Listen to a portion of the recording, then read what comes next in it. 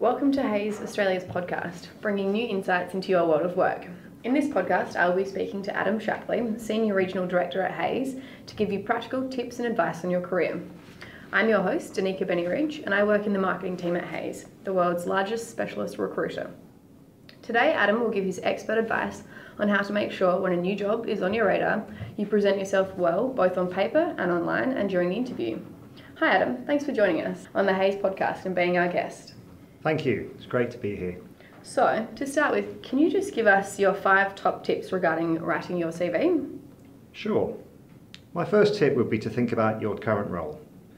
What I mean by that is start writing your CV by jotting down a few points about your duties and responsibilities in your current role. Points that could easily have come from your job description. While this may seem like a logical place to start, it's rarely an approach that creates a winning CV. On your CV, and in any discussion with a recruiter or interview with a hiring manager for that matter, it is your achievements and results that really count. In other words, we don't want to read or hear what you think about yourself. We want proof that you did your previous jobs well. Great, of course. And that leads to my second tip. Sell yourself by using proof and action verbs. One of the simplest and most helpful ways to ensure you add and quantify accomplishments in the career history section of your CV is to use action verbs. Verbs force you to include your results and achievements. It really is a simple trick that ensures you prove your strengths rather than simply list them one by one. Next time you update your CV, consider using some of these verbs to bring your successes front and centre. Instead of writing that you managed a team, try verbs such as directed, guided, motivated, recruited, or united. So, for example, I united and motivated a team of 5 underperformers. After 1 year, our customer service scores had increased 55%. And rather than writing that you always achieved your target goals, try reached, surpassed, or accomplished. Fantastic. Can you give us an example of providing proof? Highlight 1 or 2 unique selling points to differentiate yourself in your CV. So show relevant examples and statistics. A future employer will be interested in where you went above and beyond the job that you were paid to do and achieved something great. So, if you've been nominated for Employee of the Month 3 months running, say so. All achievements should be quantified. For example, if you overachieved on your sales targets, you need to say by what percentage and over what period. My third tip would be to update your CV regularly.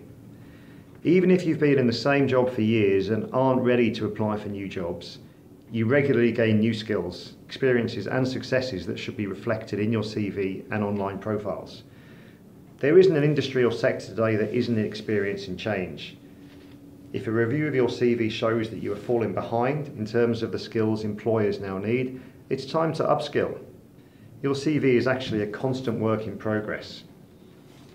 Whether you're ready to apply for a new job or not, updating your CV regularly to reflect the progression of your skills, responsibilities and successes is a sensible long-term career management policy. See, it's just like your car. If you don't service it regularly, it won't perform as well as it could. Other advantages of updating your CV and online profiles regularly include the ability to quickly apply for your dream job if it becomes available, and projecting an accurate representation of your abilities to hiring managers and colleagues online.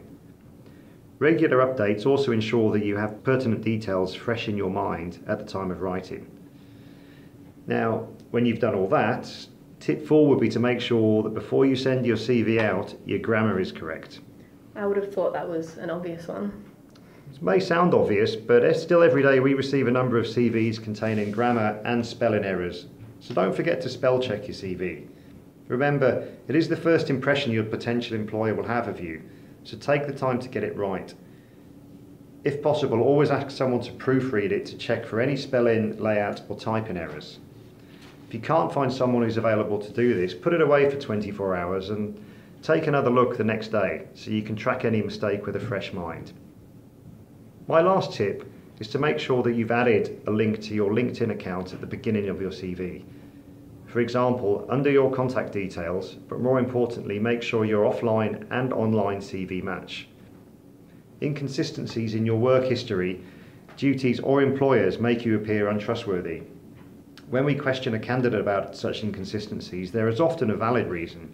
Often a candidate has different versions of their CV in order to emphasise particular skills and apply for different roles. The solution is simple. Succinctly describe all aspects of previous roles in your online profile, then expand upon those relevant to the job that you are applying for in your CV. Thanks for those insights. Adam, further on from your last tip regarding your LinkedIn profile, can you give us your best advice on how to build a great online presence by means of your social media accounts and a strong personal brand? Your social media accounts should be relevant for the job that you want. If you're looking for a job in real estate or professional services, make sure your profile is very professional, very corporate. You may be a member of a LinkedIn group and have started discussion on the latest property rules and regulations. Whereas if you're going for a job in retail or marketing, then you may want to make sure that your profile looks creative so it matches the job that you want. Is your employer active on Instagram and Snapchat? And are you applying for a role in digital marketing? Make sure that you have an account and know how they work.